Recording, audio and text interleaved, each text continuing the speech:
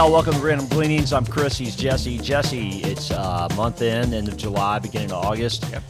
Let's review. Let's see what's been going on. Yeah, absolutely.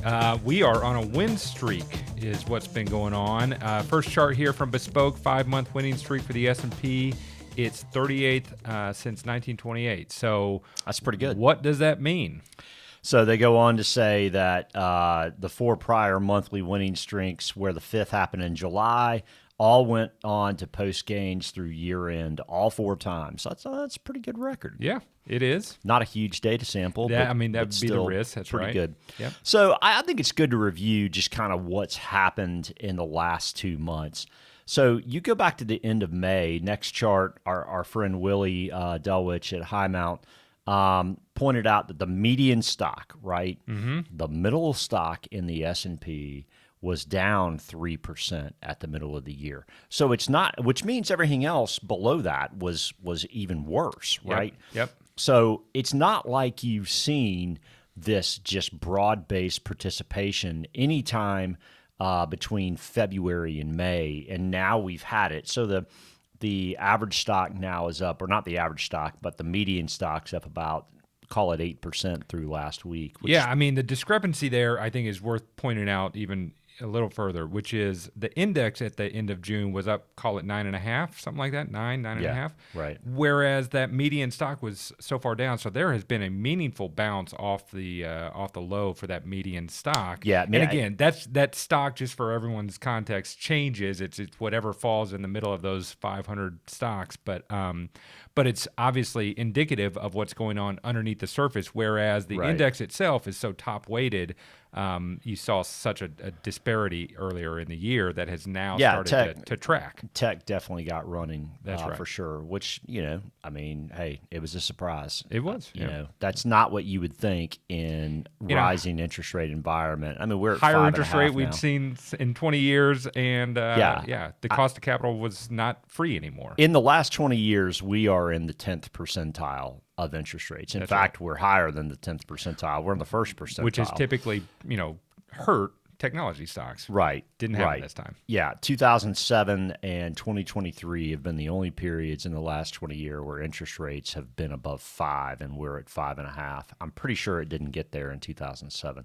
And, again, the 07, 08, not trying to draw any comparisons there in any way, shape, or form. Just that's the facts. It is. So, again, ultimately, year-to-date, things are positive, and the middle of the pack stock has really seen some recovery since in just the last 2 months. Seen some breadth, for sure. So, next chart, Dietrich, suggests that, hey, after a run like this, what does the next couple months look like? Yeah, so August and September historically, in fact, Bespoke put a chart out on this last year, and basically the gist was August typically hasn't been good. If you look statistically over the last 50 years, September actually is the worst month of all on a cumulative return basis. But yeah, I mean, August, September, it's a little bit more of a challenging environment. It's everybody liquidating some stocks for the back-to-school shopping, I guess, maybe. Must be. So next chart, Liz Young from SoFi pointed out that liquidity in the market, that's the Fed's balance sheet, basically, and the S&P 500 have traded pretty close in lockstep over the last few years, but they've diverged recently.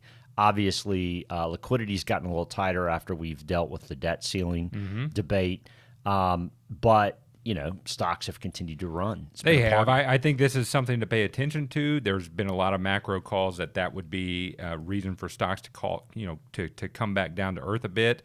Is the money supply, and this shows that disparity.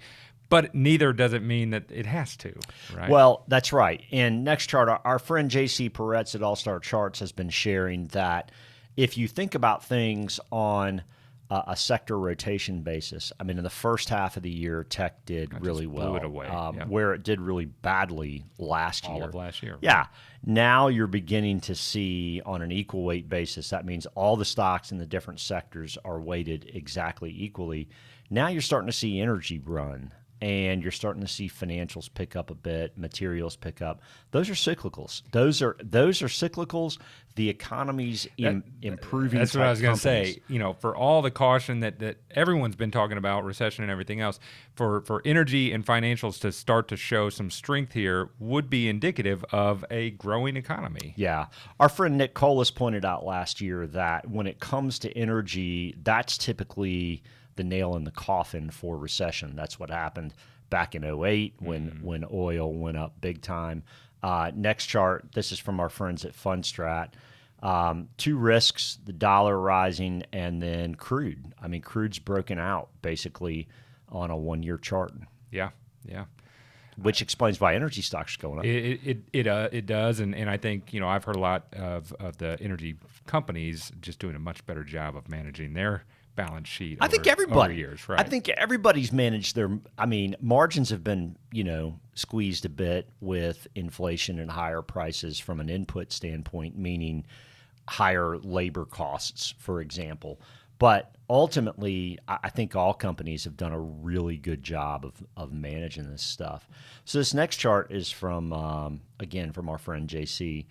If you look at a comparison, so TIP is Treasury Inflation Protected Securities. And what this chart is a comparison of the ratio of inflation bonds and regular 7 to 10 year treasuries, which is what IEF is, and crude oil futures. So essentially, lately, inflation-oriented bonds have been ticking to the upside because of not everything's done from an inflationary standpoint, or at least it wouldn't seem if you look at median numbers, right, et cetera. I mean, they're getting better. They're still getting better at this point.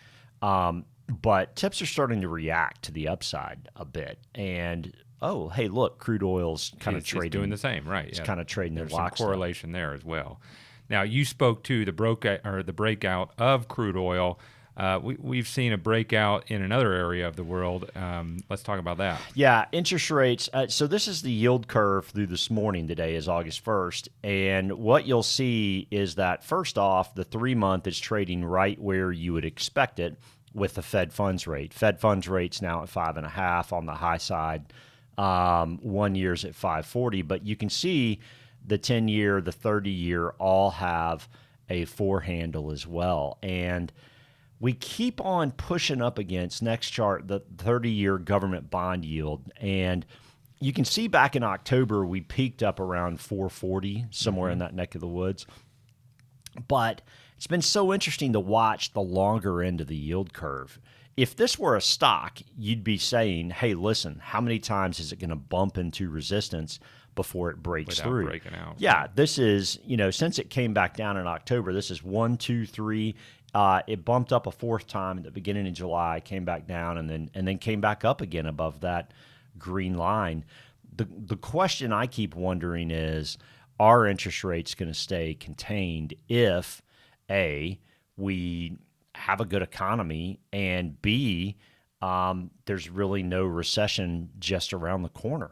You would expect that they would. You would. I mean, there's no reason that they wouldn't stay up elevated from a yield standpoint. But obviously, that's a big question after 20 years of those rates staying much lower than they are today. Yeah. So that's about all I've got. Have you got anything else? Nah, I got it. That's it. All right. Well, thank you all for watching. We always appreciate you tuning in. Share with a friend. Hit subscribe, and tune in next week for more from us. Thanks so much. Take care.